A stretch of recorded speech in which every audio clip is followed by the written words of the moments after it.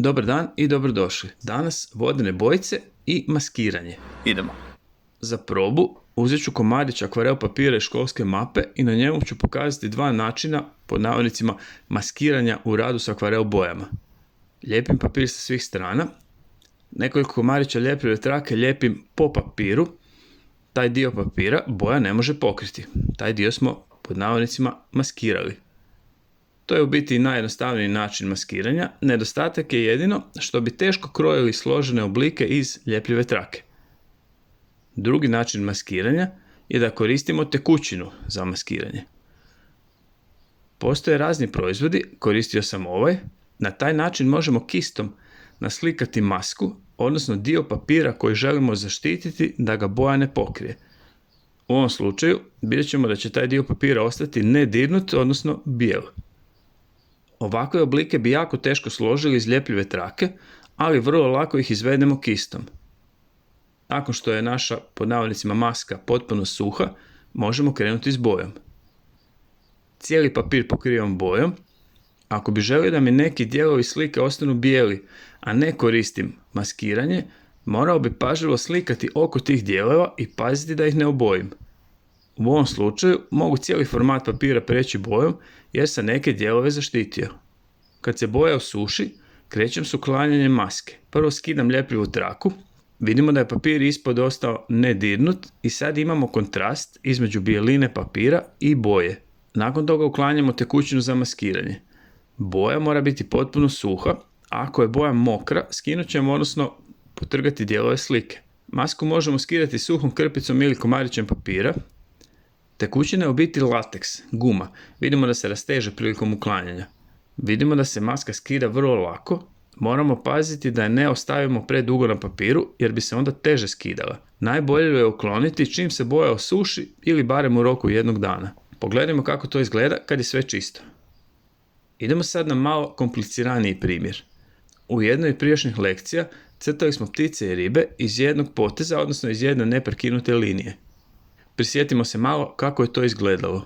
Jedan primjer crno na bijelo i još jedan primjer bijelom bojom na tamno plavom papiru. Recimo da želim ovakav motiv prenijeti i razraditi akvarelom, vodenim bojicama. Koristim 300 gramski akvarel papir, lijepim ga sa svih strana. Mali trik. Prije ljepljenja traku prislonite na neku tkaninu, to će nam poslije olakšati skidanje trake s papira. Cilj je da tu traku poslije uklonimo bez da potrgamo papir, da se ne primi previše. Nacrtao sam skicu ribe, ono što je na crno-bijelim primjerima bilo izvedeno bojom, sad prelazim tekućinom za maskiranje. Radim pažljivo i polako. Prije no što krenemo s maskiranjem, moramo točno znati koji dio slike želimo zaštititi. Tekućina je na prvi pogled bijela, ali vidimo da je u biti malo pigmentirana, malo je žuta. Bilo bi nezgodno raditi potpuno bijelom tekućinom na bijelom papiru. Kad pogledamo pod kutem, primjećujemo da je maska ipak malo vidljiva. Kad je maska potpuno suha, idemo dalje. Prvo vodom močim papir oko ribe. Akvarel papir koji smo smočili omogućit će nam da se boja još lakše miješa. Akvarel, odnosno vodene bojice, imaju vrlo vodotopiv pigment i taj pigment u biti pliva na površini papira i tako se miješa. Odlučio sam prvo riješiti dio oko ribe, odnosno pozadinu. Vidimo da se boja ne prima na maskirani dio, to jest da je papir ispod maske potpuno zaštićen. Pogledajmo što se desi s papirom kojeg smo jako smočili. Došlo je do savijanja. Vidimo da je papir postao valovit. Zato u biti ljepljivom trakom i lijepimo papir okolo. Traka će spriječiti da dođe do jače deformacije papira. Ako je papir dovoljno debel, barem 300 grama i više, nakon sušenja on će se u većoj mjeri opet izravnati. Sad je na redu sama ribica. Vidimo koliko je lakše ovo izvesti kad smo dijelove slike zaštitili. Sad ne moram paziti hoću li obojiti neki dio slike koji ne bi trebao, ležerno prelazim kistom i maska će obaviti svoje. Još malo boje ću nanijeti špricanjem. Ako vam se sviđa ovakav način rada, pogledajte na internetu radove Jacksona Pollocka, to je u biti pravo špricanje boje, a ne ovo rekreativno. Trudim se da boju nanesem samo oko ribe, da imamo malo kontrasta između same ribe i pozadine. Bez maske ovo bi bilo skoro nemoguće jer bi sigurno zašpricao i neki dio slike koji želim da ostane bijel. Sad sam u biti po 3. put smočio papir i vidimo koliko je postao valovit. Kad je boja potpuno suha, uklanjamo masku. U slučaju da smo jako smočili papir, sušenje može trajati nekoliko sati. Koristim običnu papirnatu maramicu, laganim pritiskom gulim masku s papira. Primjećujemo kako se lijepo vide bijeli dijelovi koji su bili zaštićeni. Pošto sam koristio kist, to nam sad djeluje kao da se odjednom pojavljuju bijeli potezi. Snimak je naravno ubrzan, ali ovako to izgleda u realnom vremenu, lagano i bez jakog pritiska.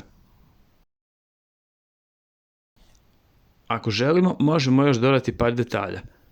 Odlučio sam iscrtati rubove plavo ljubičastom, ali da vas opet ne zavara ubrzani snimak, i to radim polagano, smireno, nema potrebe da se žurimo i pokvarimo rad na samom kraju. Za ovakav rad trebaju nam akvarel papir i bojice, kistovi, ljepljiva traka, tekućina za maskiranje i naravno dobra ideja. Postoje razne sam svoj majstor alternative kupljenoj tekućini, na primjer vosak svijeće, rastopljeni dezodoran, voštane bojice, ali pošto je jedna posudica dovoljna za puno radova, odnosno za cijeli razred, ako ne i 2, možda je lakše koristiti gotovu kupljenu tekućinu. Ovako izgleda gotov rad. Vidimo da se papir, nakon što se potpuno osušio, ipak izravnao, makar je djelovao vrlo valovit. Nadam se da vam se ribica svidjela. Probajte smisliti neki svoj motiv i, kao i uvijek, opustimo se, budimo kreativni, bit će sve ok. Sretno!